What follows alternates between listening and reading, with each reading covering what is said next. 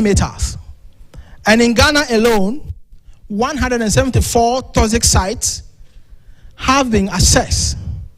103 sites are actually lead contaminated sites. In fact, there are more to be discovered. I would say that Pure Earth has the largest database of toxic sites in the world. So we call it a Toxic Site Identification Program. This program was done in conjunction with our partners here, Green Earth. We're champion of this here in Ghana. So clearly, there is issue in our hand, but now we know where these 103 polluted sites are located in Ghana.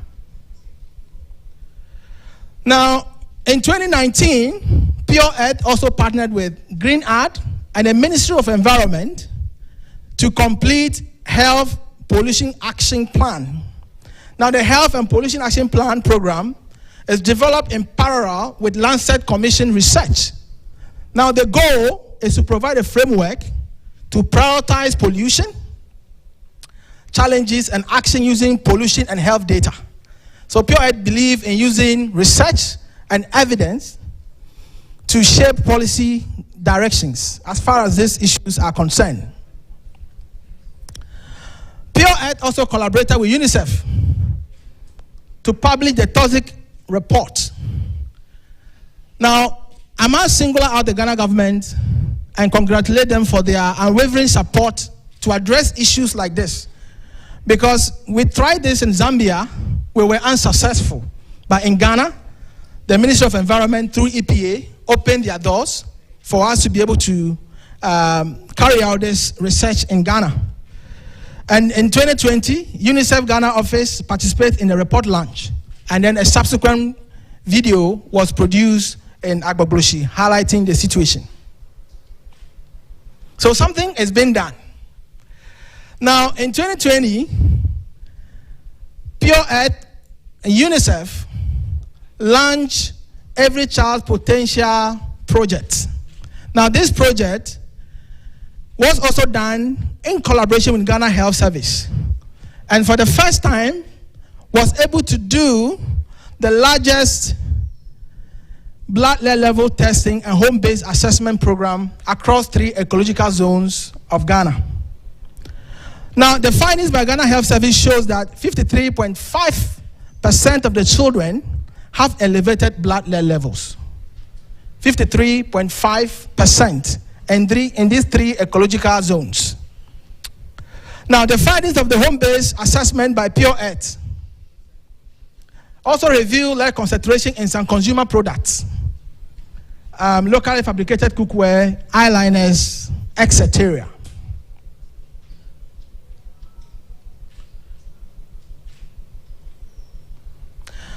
One of the findings, which was concerning, is the substandard lead acid battery and informal activities of recycling in Ghana, which is really contributing to industrial sources of pollution, which reflected in our assessment in the soil surrounding the homes in these 3 ecological zones of Ghana. Some of them, the soil concentration was as high as 7,000 parts per million, which is as 18 times the US EPA residential standard of 400 ppm. Now, this has been reduced now to 200 anyway in the US as well.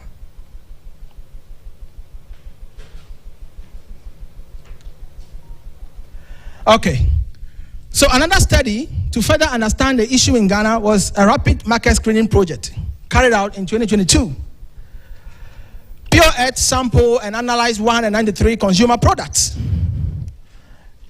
And out of this, 10% exceeded the relevant reference levels. Metallic foodware, 55%. So it means that all the cookware that we survey in 4 major markets in Ghana, 55% had higher lead concentrations. In fact, as much as 26,000 parts per million in some of them. Ceramic foodware, 18% exceeded the reference levels. And this is in Ghana. Toys, 14% exceeded the reference level. And then cosmetics, 7% exceeded the reference levels. Now, from all this, Pure Earth UNICEF coordinated an action with Ghana Health Service to declare a national action against lead pollution and poisoning in Ghana. That would say was one of the successes in last year. Among all this is to establish a multi-sector government lead reduction program. The situation is concerning, and so there's a need for a lead reduction program. We were also recommending prioritization of pollution from ULAP, recycling industry, among other sources. This report, this action plan was eventually submitted to the Minister of Health just before he exited office. And we are still following up with the minister, the new minister, to pick out conversation on how to implement this action plan. So kudos to our partners, UNICEF and Ghana Health Service, for making this possible. What are the major obstacles? General lack of knowledge affecting governments, NGOs, and international communities. Sometimes when I talk to them about lead, it's like, oh, what's that? We know about galamsey, we know about mercury, but which one is this as well? But this is also a very, very important issue. And creating awareness and educations like this will highlight the importance of this.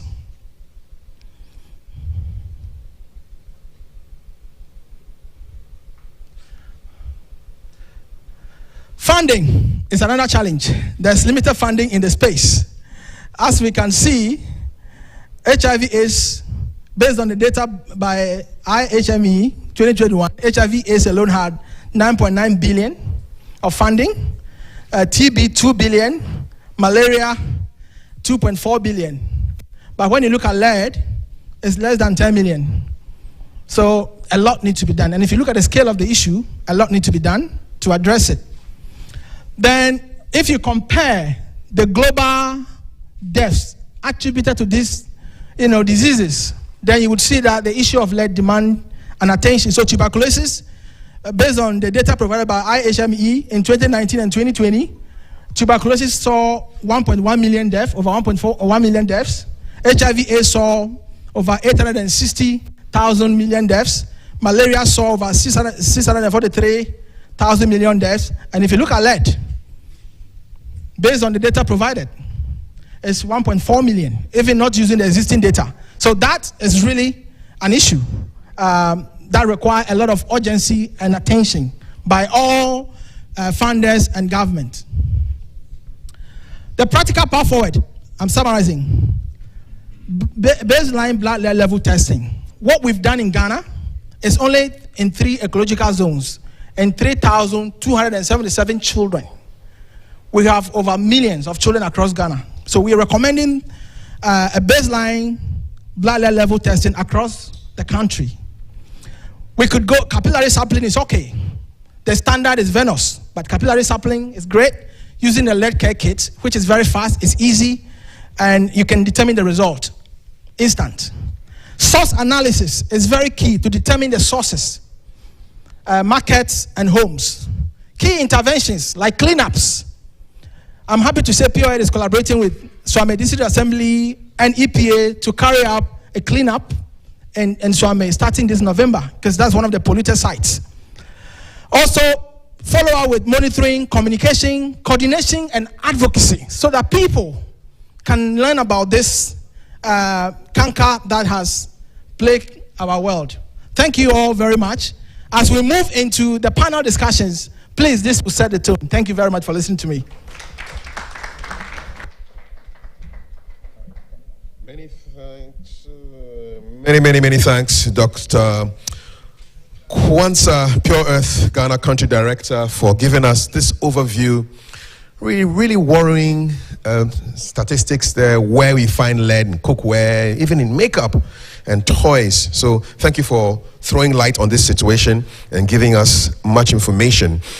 We will now hear one of our key note addresses, and the person to speak is representing the USAID Ghana Mission Director, Kimberly Rosen. He's the person of Dr. Stephen Gysi, who is Deputy Office Director at the Health, Population and Nutrition Office of USAID Ghana. Let's welcome Dr. Gysi. And we're live on GBC News as we speak at this conversation on lead poisoning and pollution. Dr. Gysi. Thank you very much, sir. Good morning, ladies and gentlemen. Please permit me to stand on existing protocols to deliver these few remarks on behalf of Mission Director Kimberly Rosen, who unfortunately couldn't make it due to a very last-minute emergency. Good morning again. I join you today on behalf of the United States government to affirm our commitment to tackle one of the leading environmental, health, and serious issues of our time, and that is lead pollution.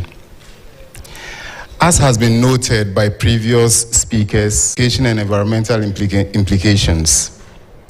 In response to these challenges, the United States government, through USAID and UNICEF, have worked closely with the Ministry of Health, the Ministry of Environment, Science, Technology, and Innovation to launch a comprehensive national action plan. This plan includes a lead reduction program that will drive multi-sectoral support and initiatives to reduce lead exposure.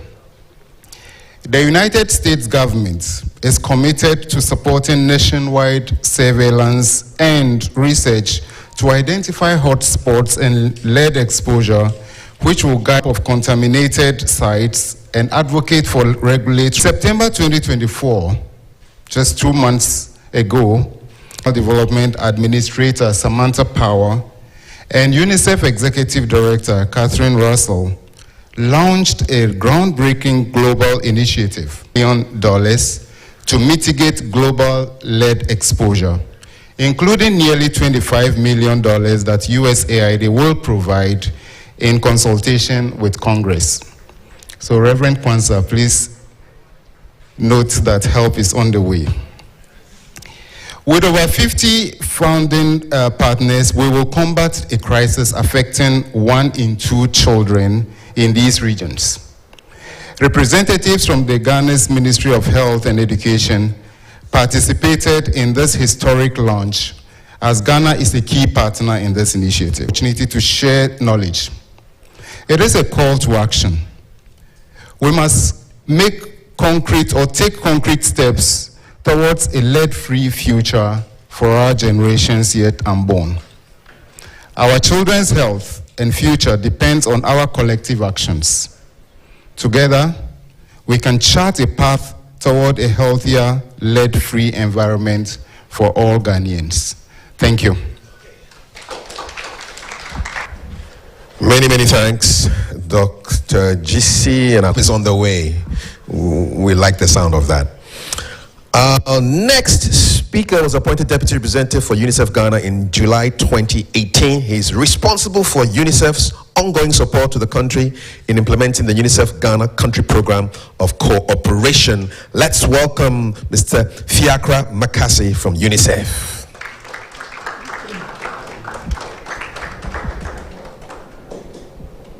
Here you go. Thank you. Welcome.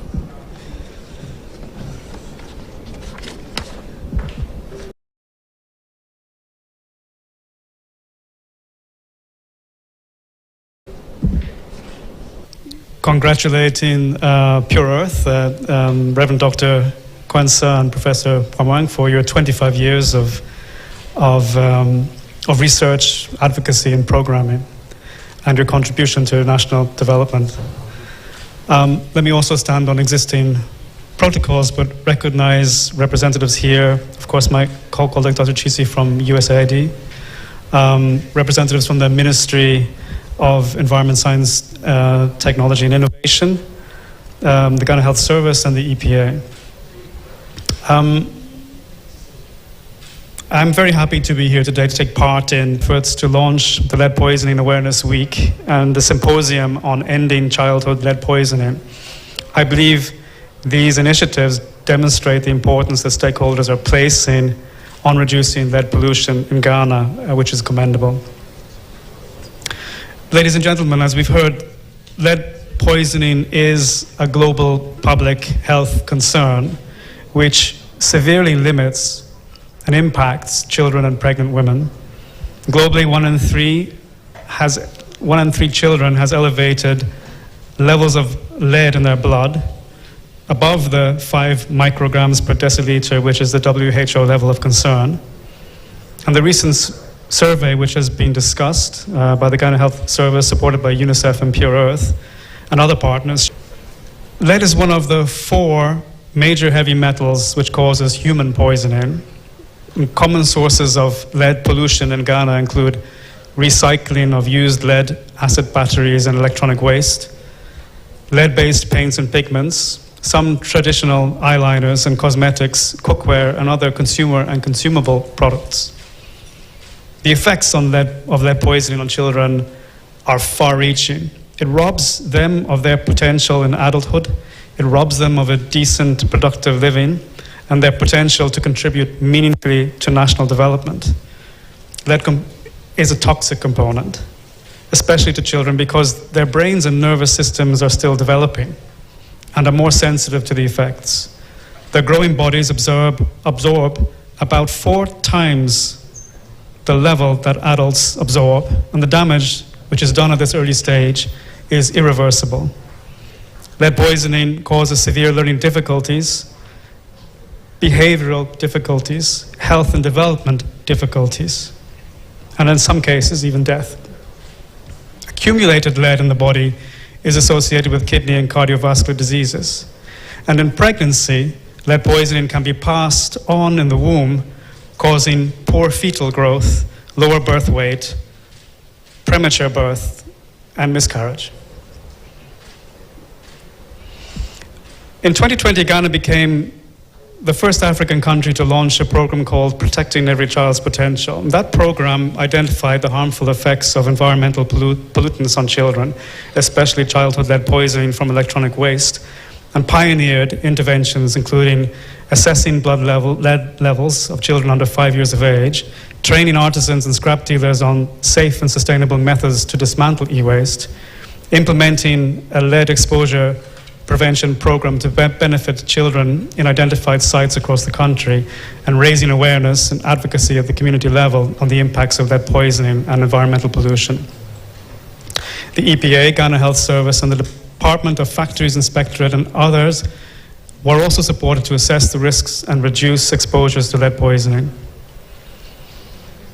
Partners are now building on this foundation through a new program called A Healthy Environment for Healthy Children, which seeks to scale protection for children from environmental pollutants and ensure that they are able to live and play in a safe and healthy environment to grow, learn, and thrive.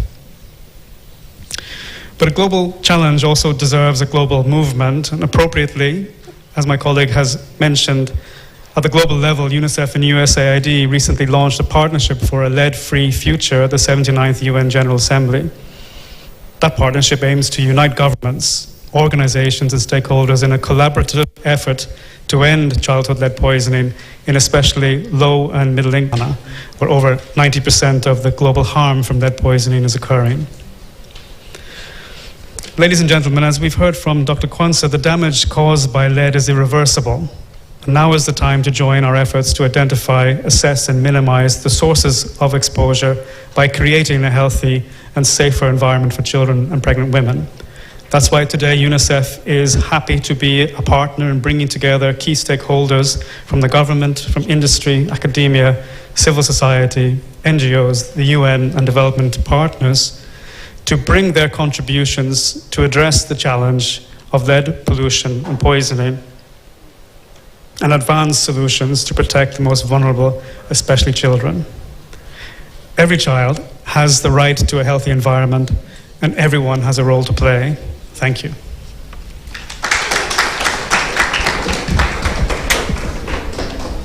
Okay.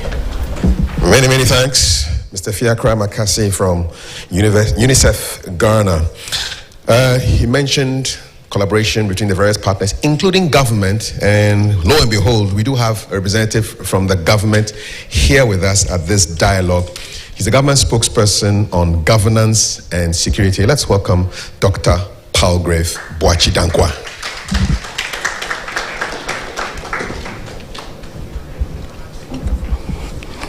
Very good morning to all of you, distinguished ladies and gentlemen and developmental partners. It's a great joy to be here on behalf of the government of Ghana and in my own stead as the government spokesperson on governance and security.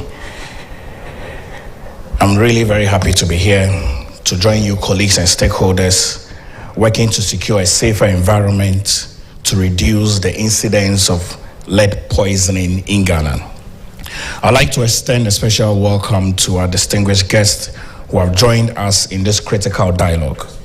I'd like to also acknowledge the presence of the Country Director of Pure Earth, Reverend Dr. Esmond Wisdom Kwanzaa, for his extraordinary efforts in addressing lead and mercury pollution in Ghana. I'd like to acknowledge Ms. Kimberly Rosen, Mission Director for USAID Ghana, whose organization has been instrumental in supporting health and environmental initiatives in Ghana. And to Mr. Flakia Makasi, I hope I pronounced it well, UNICEF Ghana Deputy Representative, thank you for your invaluable work in safeguarding the rights and well-being of Ghana's children. Today, gathering reaffirms our collective resolve to address lead pollution. And I am confident that through our combined efforts, we will forge a path toward a lead-free Ghana. The government of Ghana, led by His Excellency President Nana Addo Dankwa Akufo-Addo, takes the issue of environmental health seriously. By extension, the issue of lead poisoning in Ghana is one that we as a government are concerned about. You will recall that in recent times in Parliament, the President has asked for the revocation of LI 2462. It is for this reason why, as a government spokesperson, I offer my words of congratulations to Pure Earth, the United Nations Fund, and USAID for putting together this very important dialogue to help build a platform where conversations around lead and how to secure the safety of all persons around the chemical could have been.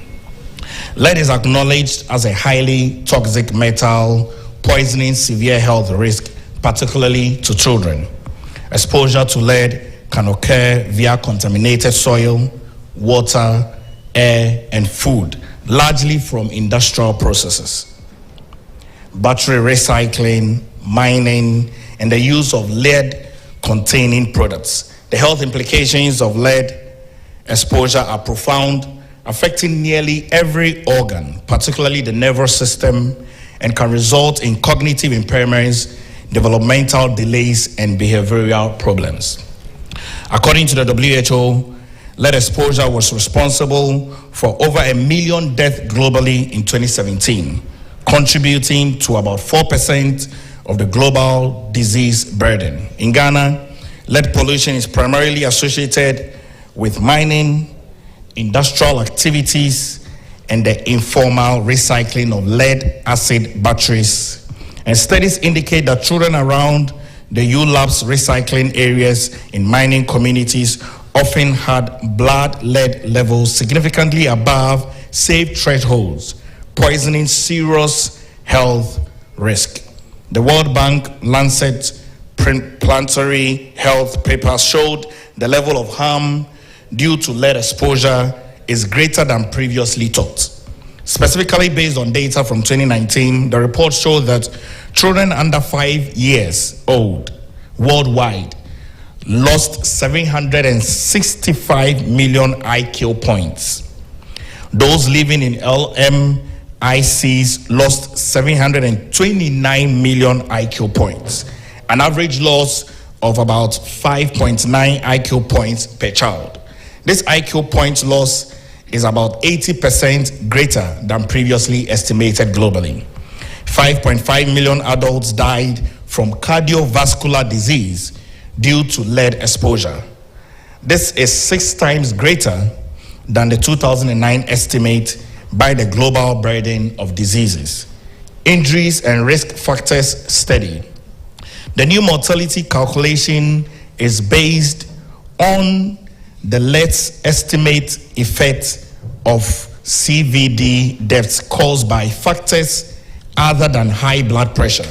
Example, damage to the heart and arteries due to atherosclerosis and increased incidence of stroke. About 90% of CVD deaths and 90% of IQ point loss due to lead exposure were in LMISCs. The global financial cost of lead exposure was about $6 trillion equivalent to 7% of global GDP. In LMIS, these costs accounted for more than 10% of GDP, or twice as high as in income countries. More than 3/4 of the economic cost, 77%, was due to CVD's death and associated income loss from premature mortality. Nearly 1/4 of the economic cost, 23%, was due to estimates of lower future income caused by IQ loss. These, of course, are very alarming statistics that should concern all of us. We hope that these deliberations here today and the dialogue will come in support to the enormous work that the government is doing, that has already done and in addressing the issues of lead poisoning. Once again, let me commend Pure Earth and all its partners for putting together this dialogue, and I wish you a fruitful deliberation today. May God bless our homeland, Ghana, and make it great and strong. Thank you.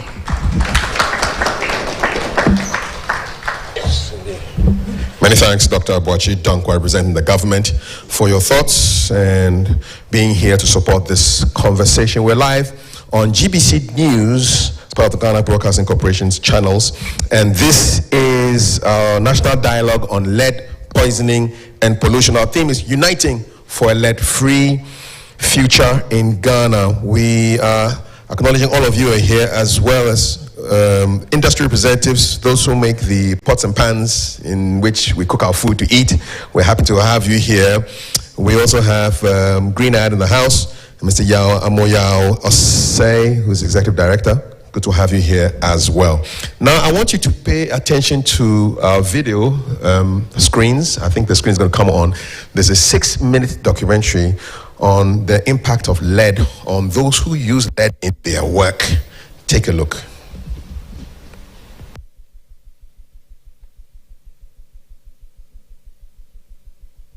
It's a scrapyard in Ashaiman in the Greater Accra region, also one of Ghana's most densely populated suburbs. More than 2,000 people work and earn a living here. This is a graveyard for all the gadgets that you may have used, from refrigerators to microwaves to even air conditions. Out of these vast fields lie several poisonous substances, namely lead.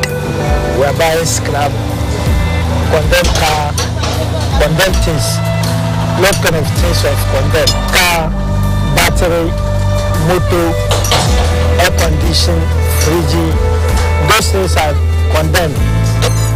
A day I can figure 1, I can figure 10, I can figure 20, I can figure 2. The World Health Organization reports that lead exposure was responsible for over 1 million deaths globally in 2017 alone, contributing to about 4% of the global disease burden. In Ghana, lead pollution is primarily associated with mining, industrial activities, and the informal recycling of lead acid batteries. I'm also a works. As I'm doing the scrap work, I'm a farmer too. I do real animals.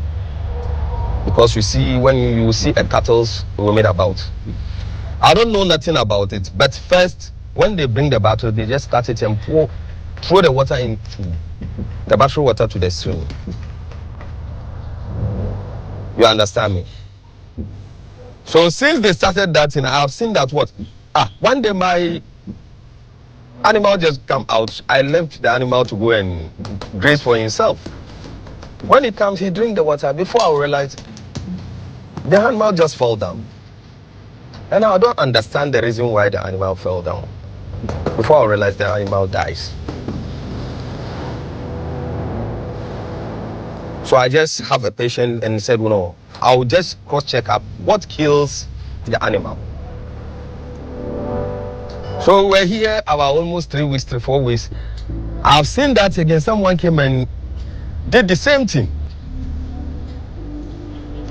And one of my colleagues, animals come out and he drink the water. He also did the same. I said, no, this is the problem. They can fish spoil your body, rashes, and then acid. But the bottled water is a poison, so acid is there inside. It can kill person. It can spoil your body. So we are fearing it.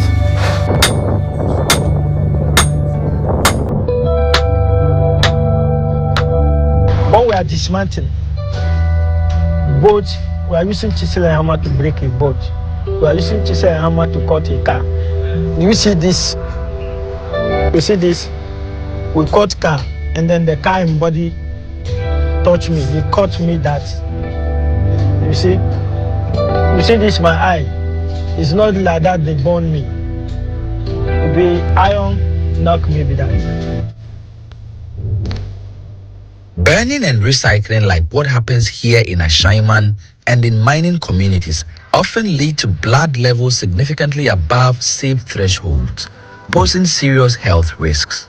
Studies have shown that lead can have effects on our cardiovascular health and even in some cases reproductive health, kidney damage and all that. 5.5 million adults die from cardiovascular diseases due to lead exposure, according to the same study. So when we talk about lead pollution, we're talking about the fact that it is beyond the limits that it should be in existence. In fact, when it comes to these elements governed by WHO, World Health Organization. So for instance, in water, lead should not be above a particular concentration, at about 0.15 milligram per liter. In soil, it shouldn't be above 40 milligram per kilogram. So if we have biota or substances where we have concentrations beyond that, then we can say that there is pollution. Like this site in Ashaiman, studies by researchers have shown that several more sites in Ghana could be potentially toxic with such elements as lead. I feel scared because if I said I would feel scared, because as at now, you see, something that each and everyone's know. Because you see, what animal had is the same thing that human being had. Just only that we can talk, and them they cannot talk. You understand me? What the animal, because what he is feeling, you would think that what? Oh, as for this, it's not this thing. It's not this thing that killed the animals. But you know, you in that particular business, you know that this is the reason why the animal dies. Even human being, when you look at it, the battery water. Let me give you an example. When you move even your slippers, where they dump the water, and you stand there, my brother, before you leave there, you feel that something has gone into your body.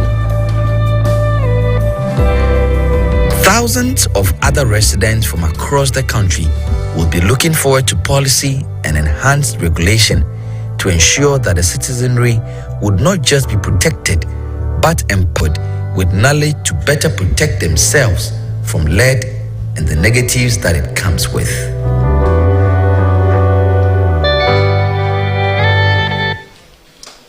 Yeah, you can clap. Yeah, thanks for those who brought this information to us. Imagine if animals could talk.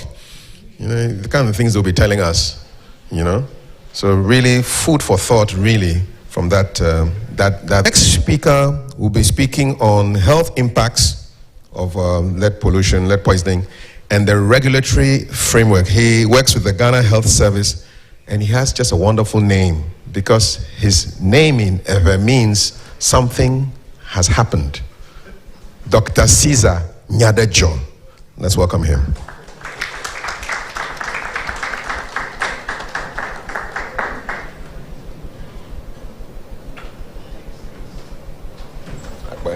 Yeah, thank you, Kafui. Mr. Chairman, and distinguished invited guests, I also stand on all the existing protocols that have been previously observed, and I bring you greetings from the Ghana Health Service and the Ministry of Health as well. And my topic is, to share a bit of light on the health impacts of lead and some of the regulatory framework in place, as well as some of the national plans. And I'll speak around that quickly.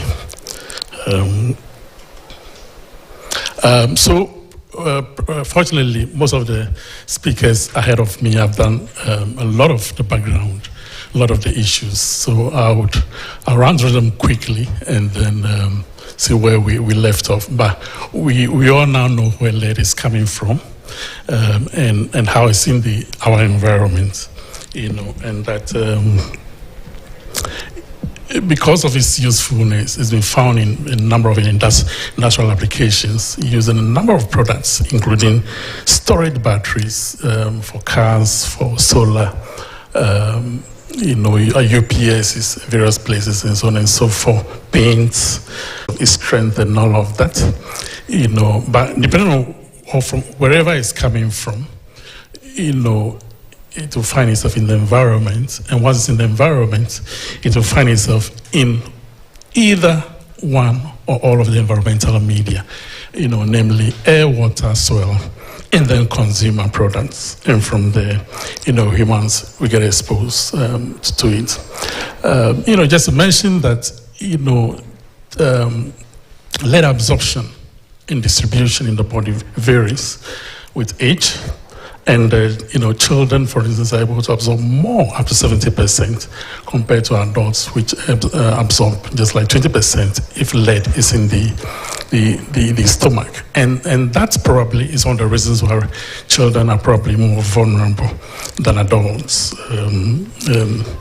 Other factors, such as the nutritional state of the individual, iron deficiency, calcium deficiency, that's influence absorption of lead. But once absorbed, lead will find itself distributed in the various tissues, including bone. In fact, lead has been known to be stored up in the bone up to over 10 years. And also from the bone, it keeps coming back into the blood, complicating all the issues of lead assessment and management and so on and so forth. And I mean, if you look at the chemical composition of the human body, we find out that lead is not there. God hasn't put lead as one of the chemicals that He puts in our bodies, So lead has no physiological role in the human body. However, it mimics some of the chemicals in the body, such as calcium, and the kind of functions they do, the way we get our enzymes to work, get our cells to signal each other, and so on and so forth. Lead mimics that, and that's the way it gets into us. It destroys us. As I've mentioned already, the most vulnerable group include, and I think the previous speakers have mentioned, include women and children. Women, because of the fetus in the womb. In fact, the lower the age, the more destructive lead is to that tissue. And in diagnosing lead, one of the key factors to consider it's results of blood lead level, as has been mentioned by a number of people. I'll quickly jump to that, and come to the next slide, which is one of the profound issues we found with lead. In that, as research continues about lead exposure and toxicity, we realize that the value which has been found to be abnormal for lead, which requires action, keeps coming down as the world keeps searching for the damage effects of lead. It used to be 60 microgram per DL, about the past 3 decades. And it keeps coming down, 25 to about 10, and in the recent discoveries, they found out even level around just 5 microgram, now is enough to cause toxicity. And that's a WHO guideline. As we speak, a number of jurisdictions, including CDC, and I think the German environment also are using 3.5. As abnormal cutoff level, and that is one of the problems of lead dilemma that we found, But with that, the impacts, as mentioned by previous speakers, are well known. So it impacts our system, including our nervous system, our blood system, the digestive system, cardiovascular, reproductive, and the renal or the kidneys. And once you follow those organs, the signs and symptoms, follow those organs. But you see that the signs and symptoms of lead, we call them, they are non-specific. In other words, they mimic a number of the other symptoms that can be caused by a number of other diseases, and that's why the importance of how lead is diagnosed, the diagnosis is very, very important. We need to be able to do the blood lead levels. That's one of the ways we can tell. But it affects us, from our digestive system, the nervous system, including either, we are highly hyperactive or lethargic, very drowsy, the other opposite, including, various other issues, right up to coma, depending on concentration. Requirement concentration. Yeah. So the various levels at which the various effects are caused are also now well known. Right from just around 5 microgram per DL, we see the nervous system effects. For children, for adults, are all well known. Are all well known.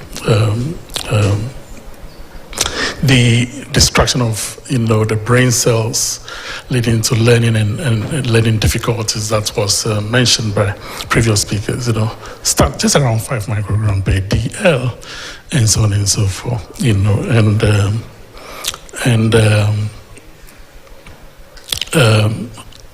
as also mentioned, lead is known for aggressive or violent behavior in children. Higher symptoms then will include, seizures and encephalopathy, disruption of our brain and our nervous system function. But we should also be able to mention that, people may have elevated levels of lead above the 5 microgram per DL and may not show any signs and symptoms. And that's why the importance of screening comes in. Mentioned that at higher levels, you see the other effects that are seen. So I'll go quickly to the regulatory framework. But we said it can cause effects right up to destruction of the liver, the destruction of red blood cells that cause an anemia, and so on and so forth.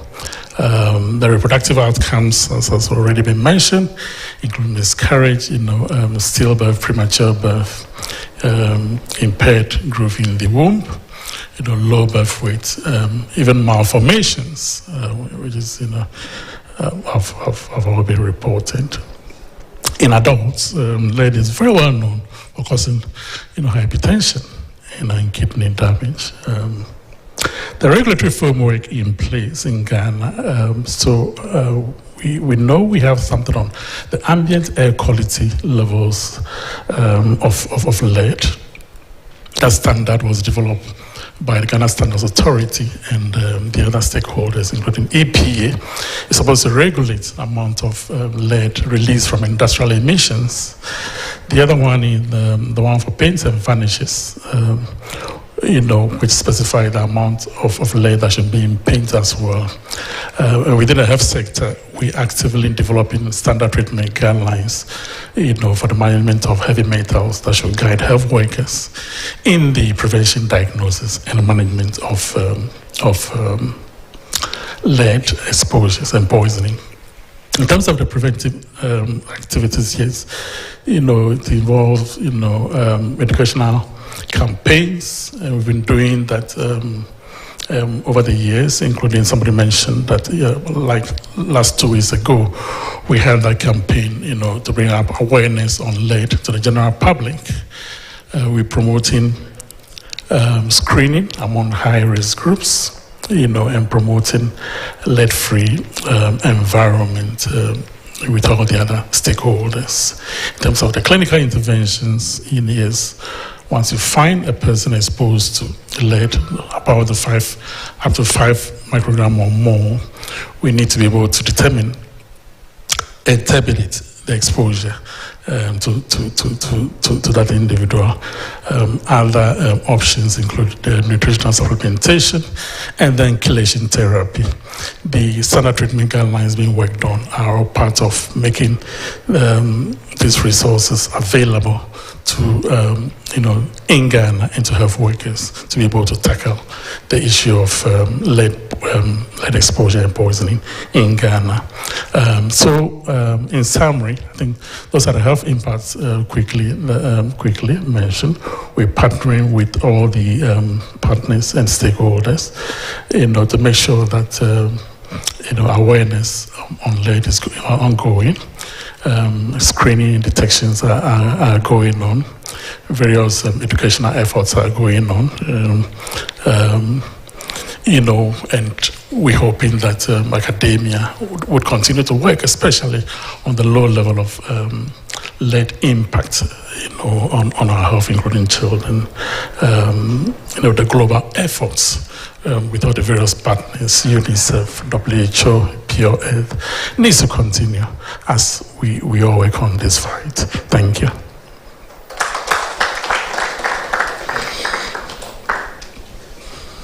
Thank you very much.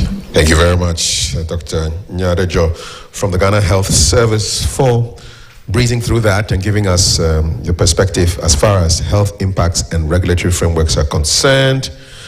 We are going to show you another 5-minute documentary and then we'll do some magic. So in that time, this will be lost and we'll take a couple of group photos and then we'll come back and I'll do our panel discussion. So let's enjoy the documentary while we do the magic. In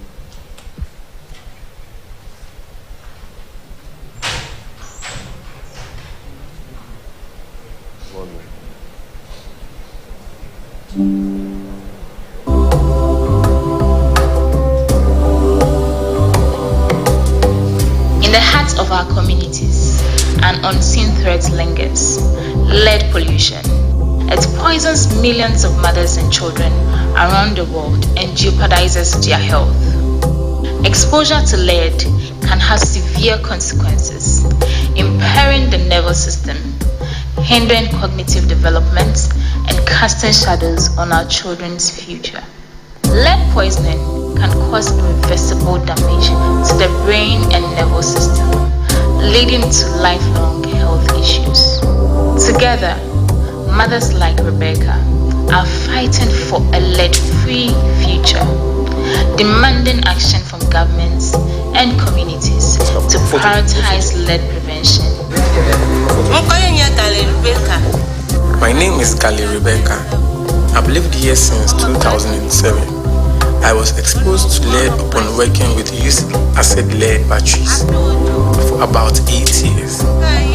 In transporting these batteries to the yard, we offloaded them through trailers and dismantled them using cutlass, hammers, and chisels. Although we were wearing gloves and nose masks, we were still exposed to this lead. During my period of working with the company, women like us experienced various health complications.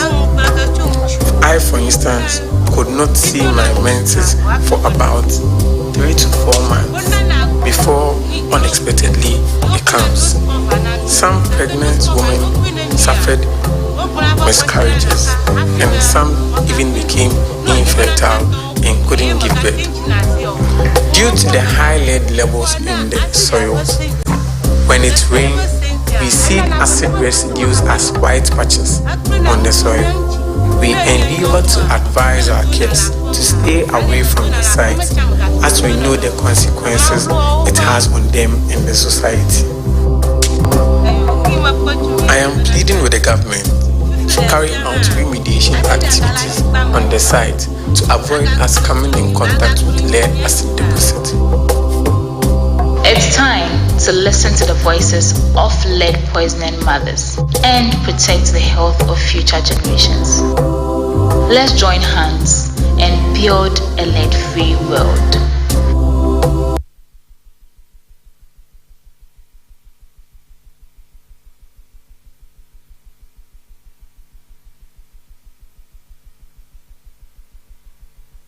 All right, thank you so much. We are now about to go straight into our panel discussion. So right after the photos are done, please kindly take your seats. Our panelists will remain on the stage, take their chairs. Yes, so panelists, please occupy the chairs.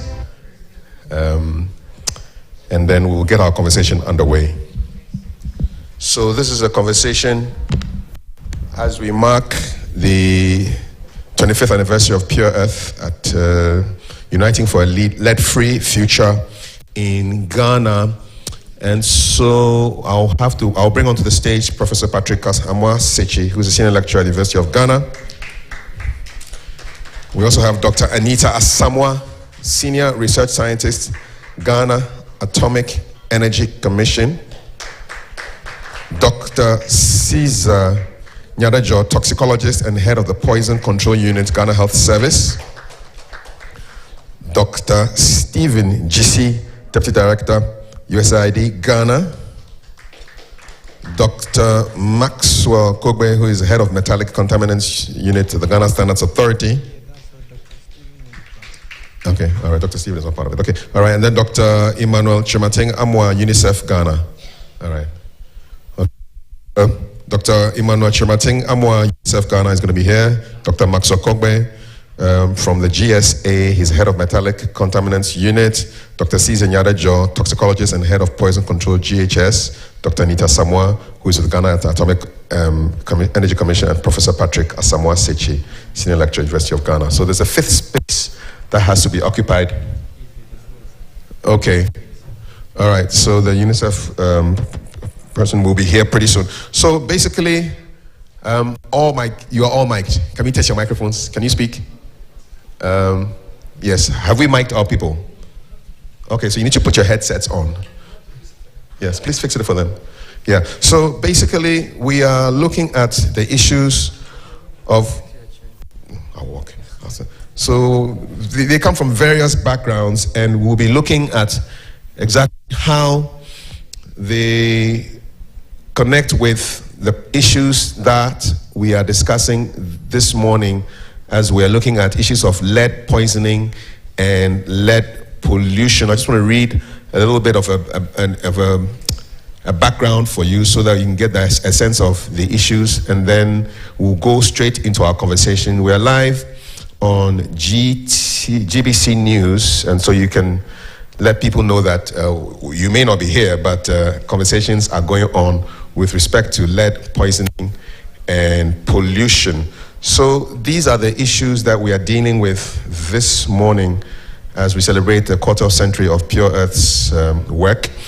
So, and I'm pretty sure that by the end of our conversation, our panelists would have really digested the issues. And it's not just a conversation between them and me asking questions, but we will be coming to the audience as well and getting your input into the conversations around lead pollution and lead poisoning. It's the national dialogue on very, very, very important topic. We've heard from the very previous speakers exactly how lead impacts what the future really, because a lot of young people are being affected by the issues. So I'm going to start with my guests. I'll start with, let's see. So we'll start with Professor Patrick Asamoah Secchi. You're a senior lecturer at the University of Ghana. We want to know what role academic institutions can play in raising awareness about lead pollution and the effects on public health in Ghana. So you can kick us off straight away. All right, thank you very much. I'm glad to be here. In academia, most of our research work are centered on identifying target areas where we have lead pollution. We go on to look for people who are most likely affected by lead pollution, the possible causes, what are the activities that take place in such focused areas or targeted areas. So basically, we conduct research, we come out with results. The results are published. In fact, the results are not supposed to be published and kept on the shelves. They are supposed to be used by governments and interested agencies in formulating policies that could or that will guide in checking lead pollution and so on and so forth.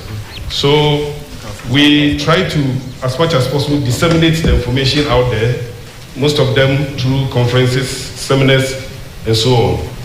And by so doing, we hope that society is informed about our activities, and then governments also takes it up and do something about it. Thank you. All right, thank you so much for your intro comments. So Dr. Anita Asamoah, so you're a senior research scientist with the Ghana Atomic Energy Commission. What are some of the effective strategies for monitoring and mitigating lead contamination in Ghana's mining and battery recycling industries? We saw a little bit of that in the documentary. What are the strategies that we can use to bring this thing down?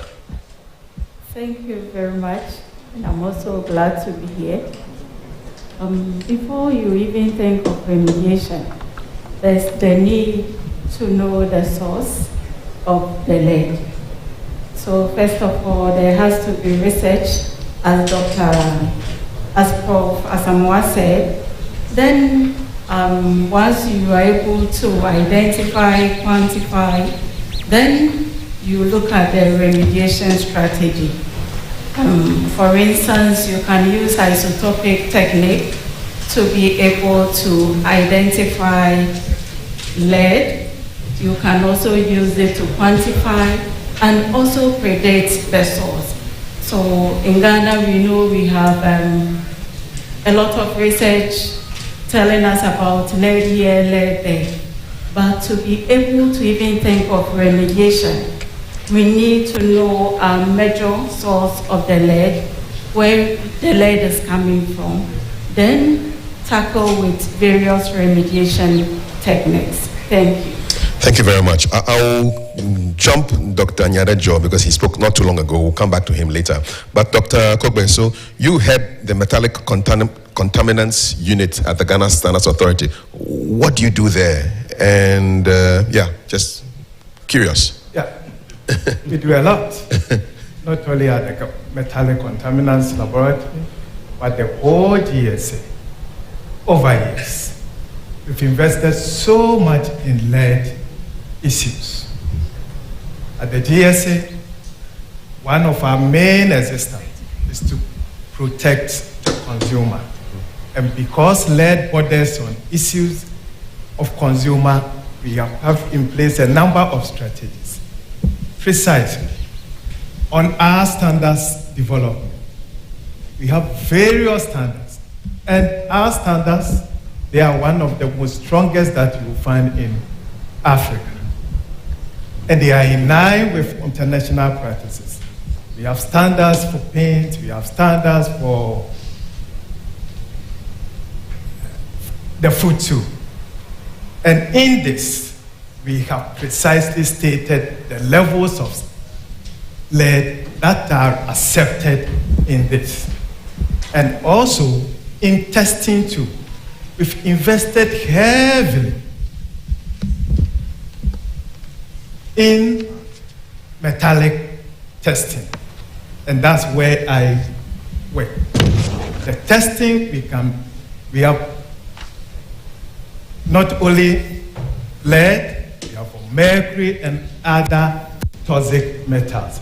We have so much invested in the personnel and most of the equipment that we have here, we have them at the metallic contaminants unit. And another angle is regarding our certification. Most of the lead issues are from the ULABs, those that recycle things from the used batteries. And if we are able to push such that these ULABs will go in and work in a responsible way, going by ISO 14001, environmental best practices, issues of lead pollution will be minimized a little. Okay, before I come to the next speaker, I know for a fact that the entire makeup department at GTV is watching. Because when I said I was going to talk about lead, they said I should give them some good news about makeup. What is the news with respect to lead content in the stuff that they put on people's faces? In general, as Reverend stated, in the makeups, research by Pure Air shows that most of the eyeliners, the Chile, these things contains the lead. And angles with which that we have to go is that we now have activated our border inspection activities. And such that any chilo or any eyeliner that is coming into the country, we have our officers there, we have alerted them such that they will test them. However, we must admit that there are instances that some of these things they are able to come through unapproved routes. And that is why we call on everyone here to be involved in issues regarding lead minimization. Quick point, how safe is the lipstick? Lipstick too, there are some instances that because of the nature of lead, some of them, they are isolated instances that where we target them, and we target them at the border inspection, and there we halt the imports. Okay. That's what we do. All right, let's go to Dr. Emmanuel Chimanting Amwa, UNICEF. So let's look at educational initiatives and community engagement strategies. How do we design this to protect children who are at serious risk of harm from lead pollution and lead poisoning? Thank you very much, and good morning to our viewers and all of us. Yeah, as UNICEF, our main target groups are for the protection of children and also the vulnerable who are the pregnant mothers who invariably would pass on most of the things that they encounter or exposed to. So when it comes to children and reaching out to children's protection, because we are mainly a governmental partner, we partner with existing structures in the country. So we are working with the government, we are working with the Ghana Health Service, the Ministry of Health, and Pure Earth, as we see today, and other agencies, community-based NGOs also who are with the people to put out this information. Actually, I think about in last 3 or 4 weeks we were in Ashanti region where we did sensitization of health workers, community health workers, and also other health workers on the effect of lead poisoning, the sources, how to prevent it, and also develop health promotion messages around that. And so they are now being incorporated into regular clinics. So when the woman comes to an antenatal clinic, there are health promotion officers who are speaking about the sources of lead poisoning. When the women go to the child welfare clinics, when they come weighing, they are also hearing about that. And there are also some that are going to the scrap dealers and, and also Polite magazine and other places that are known to be very They are hotspots for a lot of industrial activity. There are community engagement there. And they do this with their leaders to let them understand the effects and how they can protect themselves. So the issue is that we cannot stop all this work because this is about economics and people's daily life, and that's what put food on the table. But can we do this in a more safer, way so that we are protected, both the worker and the children and the mothers who are also at home. So using, rather than using existing structures in the community and in the country, UNICEF supports so that children will be made aware. Also with school children, we now have a plan to engage the Ministry of Education to escalate this. Previously, we've engaged other community organizations that have rallied around school children and put this message to school children that they know there's something. We know some school children after school will go to these dark sites, go and look for these scrap metals, go and sell and all that. And so that is also something I thought that we are coming at. Thank you. Well, thank you very much, Dr. Chromateng Amoah from UNICEF Ghana. You mentioned Ghana Health Service, so let me go to Dr. Caesar Nyadejo from the Ghana Health Service. For somebody who just walked into our conversation or just tuned into GBC News, just give them a fresh, a refresher. Where are we finding the most common sources of lead exposure in Ghana? Thank you, Kev. I think the most common source of exposure to lead, in my view, is going to be in the communities. Exposure coming from the air, because we know that one of the activities that one of the sources that it came from, it's recycling of used batteries and electronic equipment and so on and so on. Is that really widespread across Ghana, the recycling? I believe so, because if you look at the communities around, where we all came from, you see people collecting scraps and breaking them here and there. And I believe, that once they get into the air, we will inhale them. And with the levels that we're talking about, that at those levels, very low levels, lead can cause, damage to the human body. I think, community exposure is probably one of our biggest challenges. How about the polluted waters, the Galamsey polluted waters? Is there any lead in that? We hear about heavy metals, arsenic, and mercury. Is lead in that water as well? And in the farmlands where people are, digging up, looking for gold? Yeah, thank you. I'm not aware about the levels in those media. I'm sure, other colleagues of mine on the panel. Yes. Does anybody know? Yeah. Does anybody have that information about level of lead exposure in the soils and in the waters? Anybody here? Ghana Atomic Energy Commission. Yes. Research has shown that soil samples picked from mining areas have some appreciable lead in them.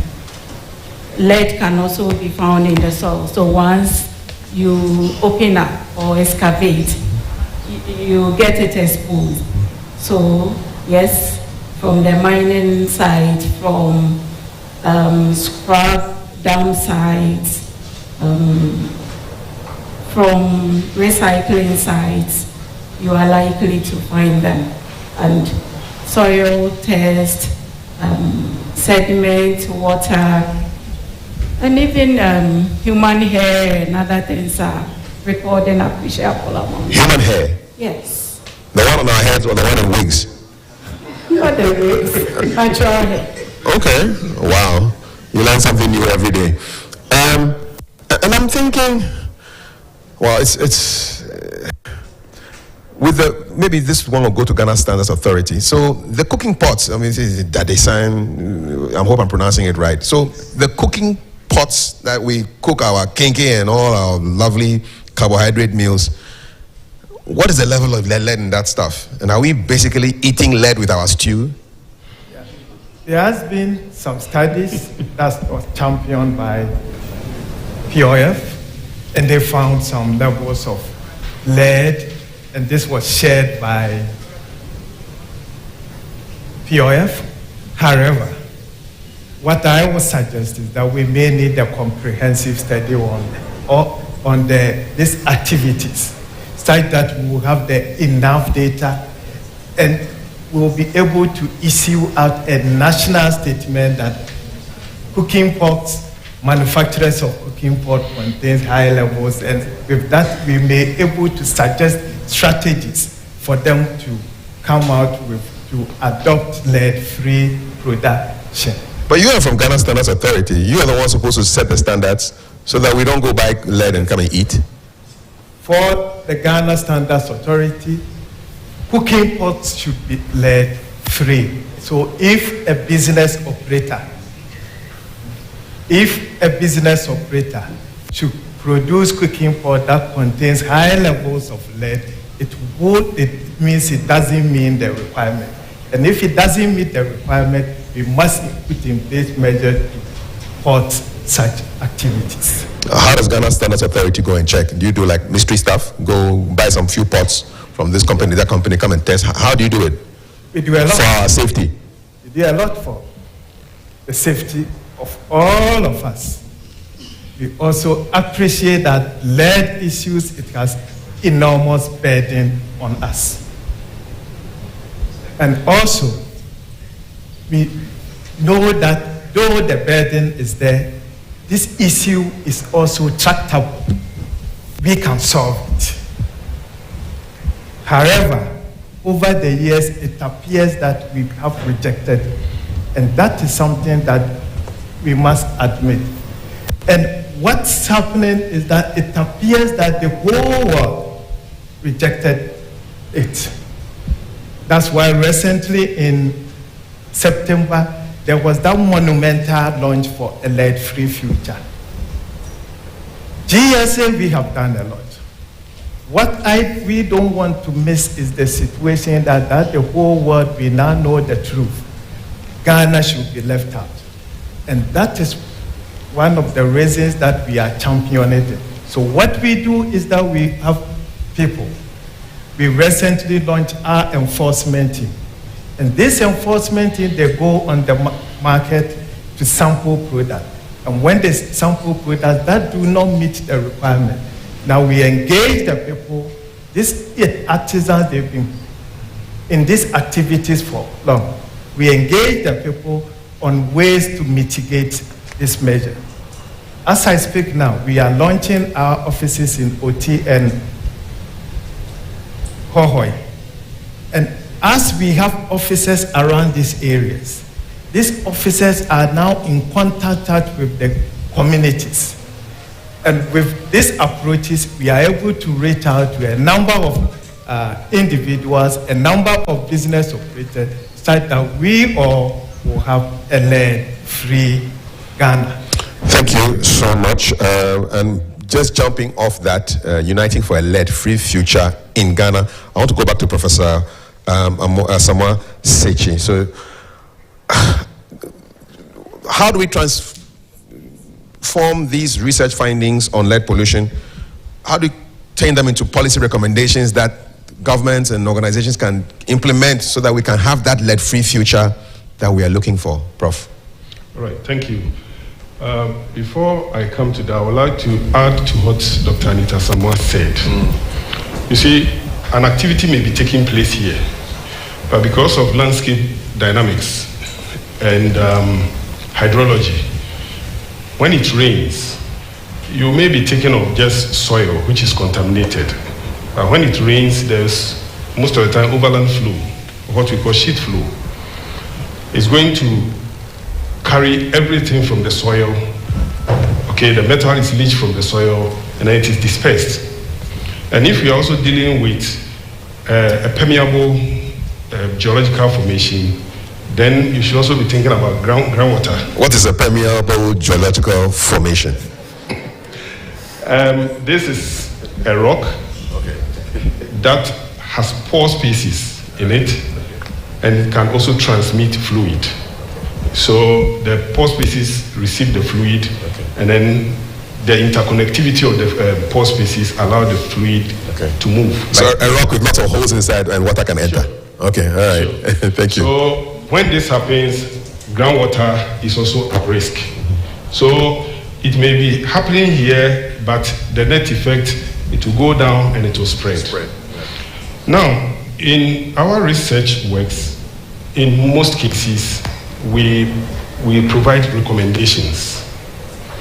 And one of the ways to disseminate our research works is to either publish it or engage government agencies. This is what we have done. This is what we have seen. And I think that our findings and recommendations can help to formulate certain policies to curtail this activity or this risk. Are they listening to you? To some extent, yes. To some extent, yes. But I think we are not, we haven't gotten there yet. Are you talking for them to listen? Yes, we are talking. We are talking. I belong to a Ghana Institute of Geoscientists, and from our end, we are also doing a lot of advocacy in this area. In fact, geoscience in general and environmental geoscience is also included, to see where government agencies can also meet us, and then we sit down, we talk, and whatever we have found, okay, it doesn't, because research work costs a lot. Yes. So the findings of the research work must be very applicable and meaningful. So we are doing our best, and we also hope that our best will yield results. Thank you. Maybe you should add TikTok to your dissemination strategy so that we can all get to know what's happening, because it's quite important. Yeah. Thank you so much, Professor Asamoah Sekyi. Dr. Asamoah, so how is the Ghana Atomic Energy Commission contributing to make Ghana a lead-free future, to give Ghana a lead-free future? Ghana Atomic Energy is a research institution, and we are using atomic techniques in identifying, quantifying, predicting the source, then come out with solutions. So, just like Professor Asamoah said, our ways is to conduct research, communicate our findings to the key stakeholders, then a decision is to be made. Have you done any research on this lead pollution and poisoning? What's the latest research that you've done for us? Yes, I conducted some work around Agbogbloshie. I use breast milk as a matrix for testing of these other organic contaminants and also metals. And a lot has been said. Did you say breast milk? Yes, mother's milk. Okay. What did you find? I recorded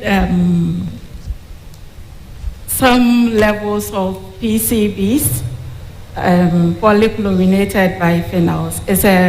It used to be used in old transformers and other things. I recorded PAHs, which is polycyclic aromatic hydrocarbons, and it is formed as a result of burning or combustion. When you go to Agbogbloshie, you see they do a lot of dismantling to get whichever metal they need. And what is left is being burned openly. And once you openly burn, you release toxic chemicals. Some are the... It's not through normal excretion. Breast milk is food. So we may not only be giving nourishment, but also doses of these contaminants in our system to our babies, unfortunately. And they, like the animals, they can't talk. They're just drinking the stuff. Yes. So, why haven't you heard about this till now? I mean, this is quite serious. I mean, Ghana Atomic Energy, are you also talking? We are talking. I think that we've collaborated with Pure Earth, BBC, Star FM, and other media organizations. And this work, as Professor Moore said, we have research. We are conducting research. We are coming out with data which is evident of what is happening. So, making into policy or whatever we are doing to support. Yes. I think that most countries have science advice policy or unit. So, in Ghana, we should look at that. We have pockets of information. This researcher is doing this, doing that. At the end of the day, maybe I have to publish to grow in my career, or whoever funded my work to get the data he or she wants. But as a nation, there should be an intentional approach in getting a science advice unit so that all this work done in these critical areas will be collated, and also not just forming science advice policy. There should be some hierarchy of a coordinating role, maybe EPA and other key stakeholders, so that we will be sharing our ideas or what has been found. So, Dr. Asoma, for that, very revealing, and we're happy for the work that you're. Dr. Asoma, for that, very revealing, and we're happy for the work that you're doing at the Commission. Dr. Nyadejo, so let's talk about our healthcare system. How do we strengthen it so that we can respond to these lead poisoning, lead pollution cases, and most importantly, prevent these things from happening so that we become a lead-free Ghana in future? Yeah, thank you very much. Some surveys across the country, limited though as they were, we use like 2 districts in the southern sector, 2 districts in the middle sector, and 2 districts in the northern sector. We have found levels of lead in the blood of these children. It doesn't work neither in any company and so on and so forth, showing that the exposure is out there in the environment. But as I mentioned, those surveys, fund resources and scale up, those surveys, so we will know the situation across the country. As we are doing that, we are strengthening our surveillance system. We recently have developed data elements to capture, conditions of chemical origin into our database system within the Ghana Health Service, for instance, and training personnel who collect, this data across our health facilities to begin collecting data on chemical conditions and diseases as well, so we can begin to know the data and put them together. And then we are working on, developing the standard treatment guidelines that I mentioned earlier on. The Ministry of Health is championing that. Once we are able to complete all these activities, we then are able to know the standard treatment protocols that are supposed to be used in the prevention, diagnosis, and the supportive agents that are used in managing these conditions also. We should then make sure that a number of them are available in country, which we're using in the management of this condition. But I must stress that the prevention aspect is very, very important, because you mentioned that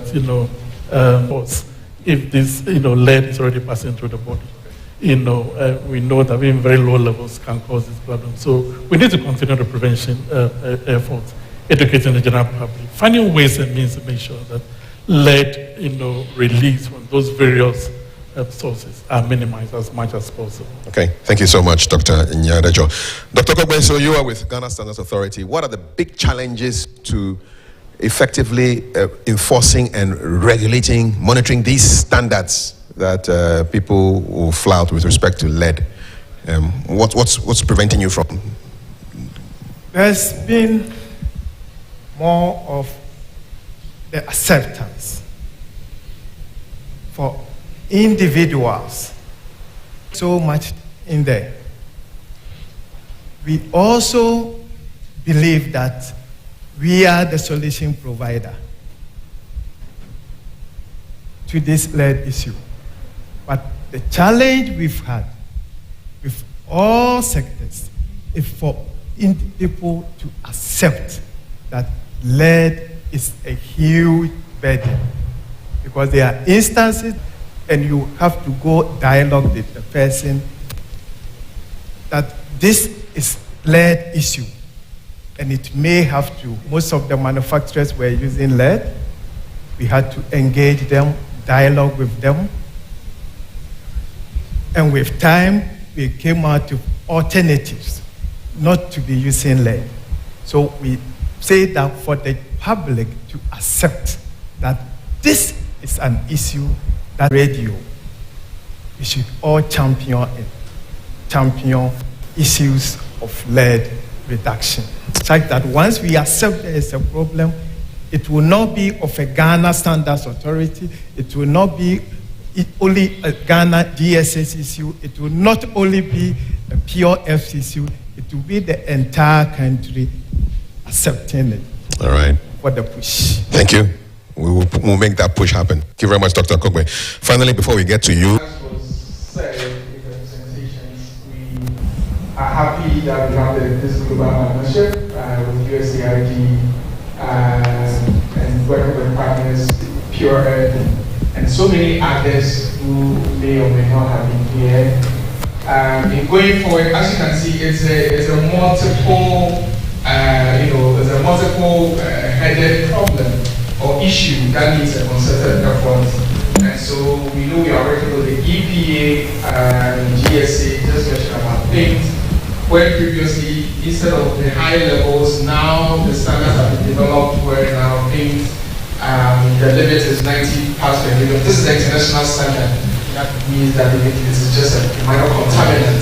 So that is where UNICEF is coming in to help with institutions, to help with their regulatory framework. We have also worked with the factories inspectorate. They have the mandate to enter into factories and do the inspection. Are we even monitoring the air that people are breathing within the factories? So all of these things are part of the supporting national institutions to do that. We also collaborating with Pure and other NGOs that are in the space in terms of assessing things that children use. So for example, children use toys, children use other things, and what has been the assessment in this. So one is regulatory supporting regulatory framework with national institutions. Two is also supporting risk assessment and assessment of things that are being consumed. And then I mentioned the community engagement and education. One of the future plans is also to collaborate with the Ministry of Education to get this into schools, because children need to understand and know. And then also with the Ministry of Ghana Health Service, we've already done some collaborations in developing the standard treatment guidelines. The one big question is, okay, so if I go to my doctor right now and suspect how can you test it? Do our laboratories have the facilities or the ability to test it in Damongo, in somewhere far away? We know there are only a few institutions in the country that can do this testing. How many?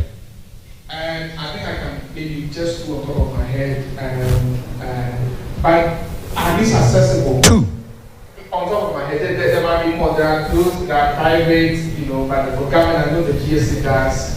But other institutions may also. But these are not routine things you find in the hospitals. If you go to your regular next door community hospital, they may not be able to test it.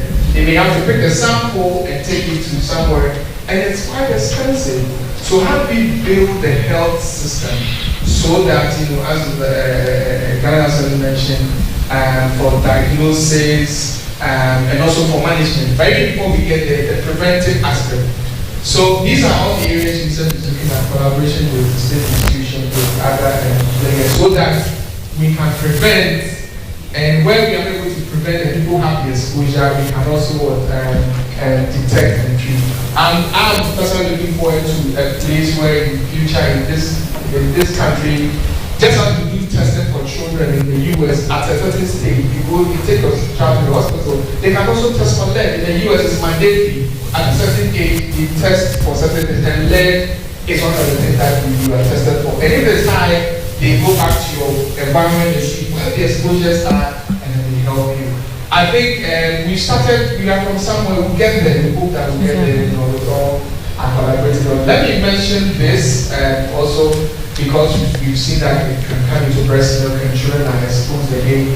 There are certain studies that have been done in part of Ghana have also shown that the ayelot that pregnant women eat, the shrimp, that also has some amount of lead and other heavy metals in there. So I think it's a good platform to also encourage our pregnant mothers that you may have some cravings, but don't go for the shrimp or the ayelot that we eat, because that itself has some amount of lead in there. And as you keep eating, you'll be passing on to the baby. And by the time the baby comes, the baby is already compromised in terms of how the baby will develop. Thank you.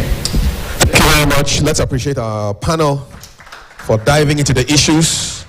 And now we throw the microphone over to you. Just raise your hand. Microphones are all around. There's one hand here, one gentleman in the middle, two hands in the middle there. Your name, your contribution. Keep it very brief because we want to get as much as possible. Thank you very much. My name is Dr. Strebo, a medical lab scientist and an occupational health and safety expert. I must say the panelists have done justice to the questions asked. My questions are two and simple. Academia, Ghana Health Service, Atomic Energy. What's the collaboration? Is it possible that academia, you can collaborate with Ghana Health Service, get your people in the hospitals so that research becomes a living document rather than being an academic property to you? Can it be possible? I was very happy when you talk about the geo nature of our lands. Is it possible that we are looking for lead at the wrong places? Is it possible that the lead may have happened, the lead contamination may have happened somewhere, and then through rainfall and other means may have been leashed to other places and find themselves in our groundwater? Because a lot of people now want to shy away from our water, Ghana water, and they are doing borehole. Thank you very much. I have an uncle who had testicular cancer because of iron overload, just from groundwater. And iron and lead, they are twins. Anything iron can do, lead can do. Is it possible that our groundwater that we are drinking are lead contaminated? Thank you very much. All right, a suggestion for collaboration, and then where the real source of the contamination is coming from. There's a hand that was up. Yes, go ahead. Yes, thank you. My name is Dr. Stephen GC from USAID. Just to commend the panel once again for a great job. Mine is more of a suggestion than a question, and it's building up on Dr. Chebaniamo's last points on collaboration.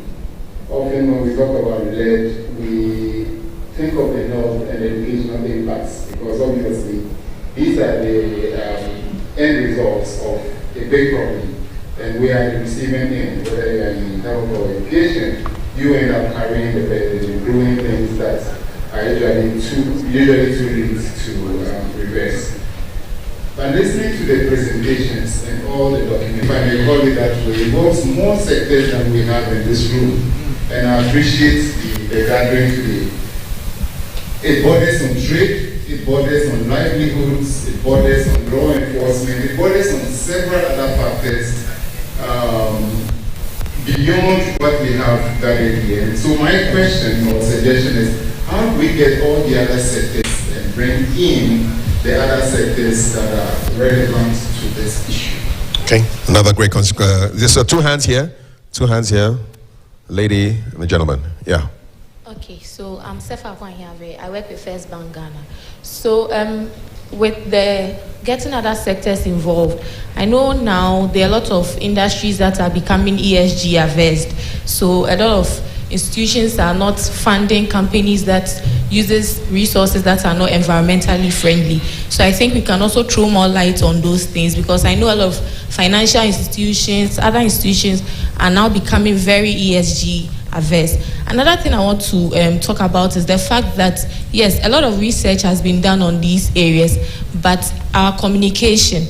One thing I have observed with research work, especially those of us in academia and all that, when it comes to communicating our publications and all that, because it goes look at how we communicate these findings that we get from research, such that it become attractive. You mentioned TikTok, you mentioned other social media platforms and all that, such that a normal person will be like, okay, what is this about? It affects my health. Now we have the youth interested in these things. You go on social media and there's so much campaign going on. So if we can look at how we can get them to be interested in this, I think it will go a long way to help us. Thank you. I like the audience. Lots of suggestions. The E is for environmental. What is the S and the G?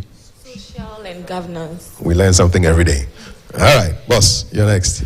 I don't think I would have to continue because she said what I wanted to say. I am Daniel from Green Art Ghana, and we have been doing a lot of work with Pure Earth in this area, especially in the toxic site identifications. But I'd also want to say that commendably, the panel has done well. Not to put things in a different perspective, but I would say that Dr. Anita would communicate science in a way that we, the scientists, can understand, and the social person, the non-scientific person, can also understand. Science is difficult when you're communicating it. So maybe in our build-up as scientists, we should find a way of inculcating communication skills for our scientists. We stay so many months and days in the field and put in the data. We are interested in the graphs and the trends and patterns. And we communicate it to our professors who also understand it. And at the end of the day, we publish it. And the publication is only needed when another student or researcher wants to go and conduct a research in that area. Then he goes to look for it and reference that material. And it ends there. So spreading the communication, bringing it down to the level of everybody else. It has to be an intentional thing that comes from the top. Right. So our universities should find a way of incorporating dissemination of research work from their institutions. Okay, another great suggestion. Somebody at the back raising their hands. Yes, microphone, please. She's been at the back. Who? Yes. Yes, go ahead. Name and fire.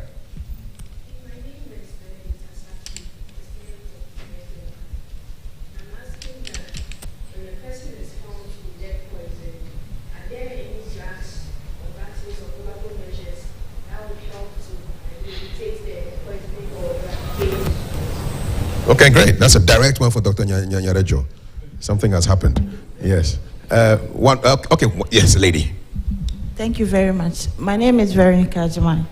I work with the Kintampo Health Research Center and also a student at KNUST. I'm also currently doing some work on lead levels in pregnant women. My question is, if we remove the sources of contamination, especially when it's in the soil, where do we put that?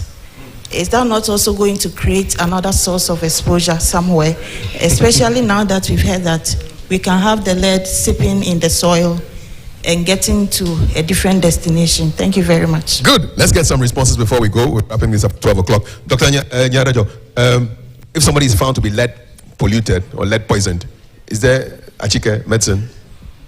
Yes, thank you. Yes, when people are found to be in the toxic range, you mentioned those levels from 5 microgram and above. Yes, there's a number of options that are available. So the initial options are that at certain levels, it's around the 5 microgram and above. The critical thing is that we keep monitoring the level to make sure that it's not going up, and indeed that it's rather reversing and coming down. So how do we do that and make sure that the person, we are able to identify the exposure and making sure that the person is being removed from exposure? That's a very big challenge. If you ask me, how are we going to do it? But that's what we have to do. Then when levels get at certain levels, 45 microgram and beyond, they actually required the use of pharmaceutical products, what we call chelators, in removing the lead from the body. There are a number of chelators that are available to do that. And the plan is that, as I said, from the Ministry of Health point of view, we are working with speed to make sure that these agents, these chelators and antidotes are available in the country, so that clinicians across can use. Good. But you would realize that if these chelators are used, people's levels are reduced, and they go back into the community and being exposed again, we are just going, back and forth. Exactly. Cycle. And that's why take the lead out of the system. Where do you put it? Maybe Ghana Atomic Energy, you're smiling. Do you have answers? Where does it go? I will try and help. And I also welcome contributions.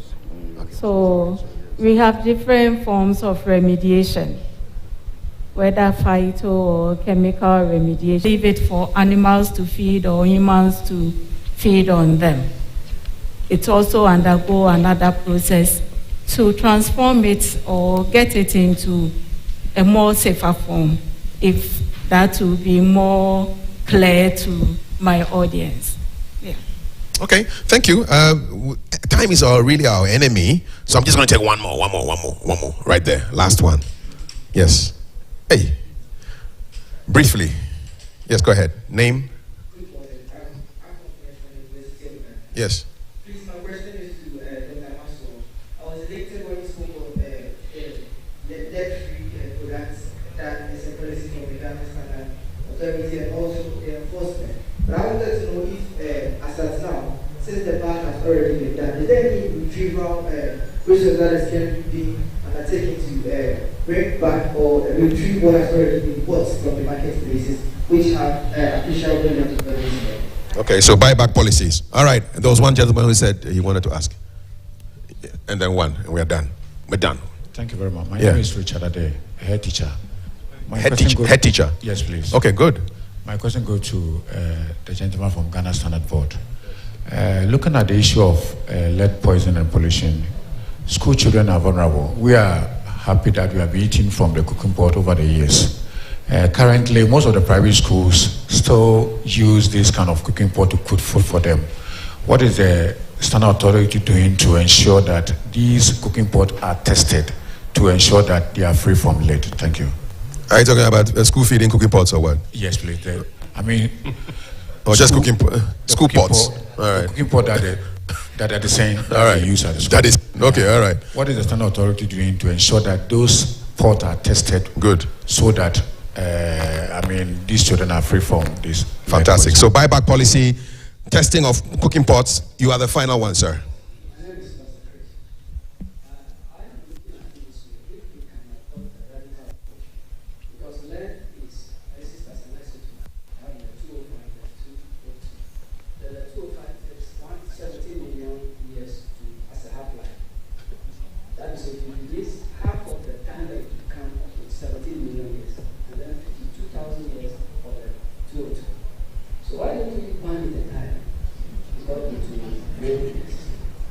So radical Pastor Chris with his suggestion, and we're coming back to the so is there a buyback policy?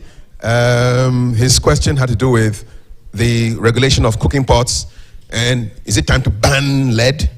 Who takes the ban question? Should it be? Yes, yeah. Radical. Yeah. Or radical otherwise. Yeah. Trust us. We, the Ghana Standards Authority, we will deliver. And we want everyone here to also champion it. On the school feeding ones, recently I was engaged in a workshop that was also involved in, that was championed by POF, and they did some work on cooking pots in some schools. Mm-hmm. And luckily, there was a proposal that those cooking pots needs to be retrieved, and they are going to replace them for them. But from the angle with which we are going, that we should target it in the way that the cooking pot, the producers will not even use that, will be responsible enough, the enforcement will be it stronger enough such that these cooking pots will not contain lead for it to end in the school for us to chase the products at the school. Where there are some sources, we also have a lot of controls at the border entry points. Instances that they seep into Ghana, we have an enforcement team that also that gets on the market to tackle this issue. So once again, I repeat, we will deliver and we will not let Ghana down. I think it's a warning for us to leave, to end. So we'll end. Whoever is doing this, we'll end. Just, gentlemen asked whether there's a buyback policy. There's stuff that is communicated. Is there a policy to get them off the market as part of your monitoring regulation? Yes, so where we get instances of high pollutants, products that are not conforming, that is where we need to get rid of them. And as we get rid of them, we use that as a basis to develop strategies. And these strategies will ensure that the products, if they are produced in Ghana, we engage the manufacturers and in a way to produce the things in a responsible way. Thank you very much. We have to tackle it from the border entry point. We also stop them from the border entry point. There are a lot of instances we have stopped items entry into Ghana. Maybe we may need to advertise a lot, raise a lot of awareness that we stop some items at the border entry points. Let's appreciate our panel for a very stimulating conversation. Professor Patrick Asamoah Sechi from the University of Ghana, Dr. Anita Asamoah from the Ghana Atomic Energy Commission, Dr. Caesar Nyadejo from the Ghana Health Service, Dr. Maxwell Kobe from the Ghana Standards Authority, and Dr. Emmanuel Chamating Amwa from the University of Ghana. Please stand up. Let's take a nice photo to mark the occasion. Thank you very much. Can we have our podium back quickly? Yes, quick photo. You can release yourselves from the earpieces. Yeah, and then step a bit forward like you are contestants at Mentor. Yeah. Yeah. Yeah. Okay, so, yes. All right. Please confirm that we are all smiling. Where are we looking? Over there.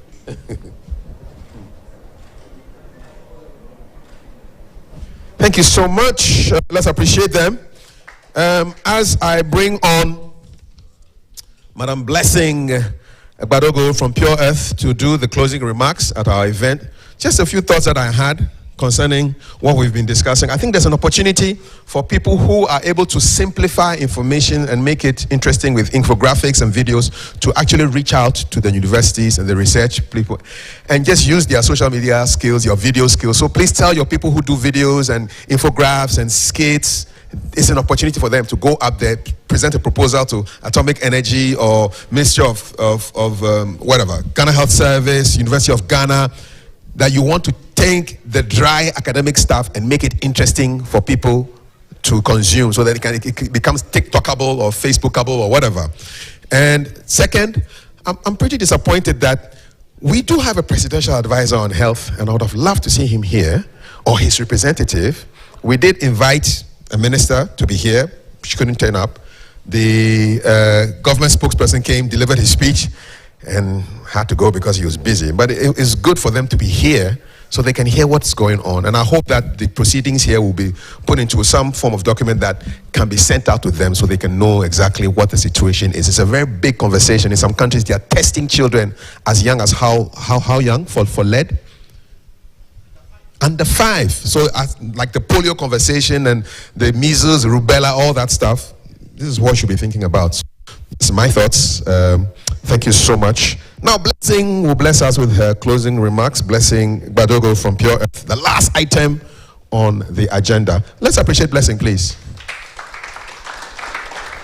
Especially with a name like Blessing there, you must appreciate her. Thank you very much. So as we conclude this impactful national dialogue on lead poisoning and pollution prevention, I'd like to extend my heartfelt gratitude to each and every one of you for your commitment and dedication to our shared vision of preventing lead poisoning and pollution in Ghana.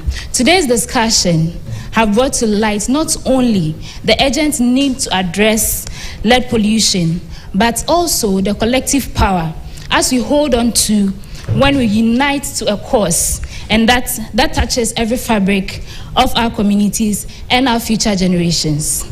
I'd like to thank Pure Earth, our partner organizations, all stakeholders present for spearheading this vital conversation. Together, let us pledge to continue this collaboration, transforming our vision of a lead-free Ghana into a reality. Thank you all, and let us look forward to a future where every child and every community can thrive without the burden of lead poisoning. Safe travels, everyone, and may we meet again to celebrate progress in this regard. Thank you very much. Thank you. Thank you, Blessing. And since we are celebrating Pure Earth at 25, 3 cheers for Pure Earth. Hip, hip. Hip, hip, hip. Hip, hip, hip. If you haven't taken any photo at all, my friends from Best Western, please take this back. You need to step here so we can capture the moment for you. Let's take a photo. Let's have all the Pure Earth people here, special guests. Last photo. Come in, and then maybe some music can be playing while we take our photo. We are done. Thank you very much to GBC News for covering this event. My name is Kafui Day. Let's take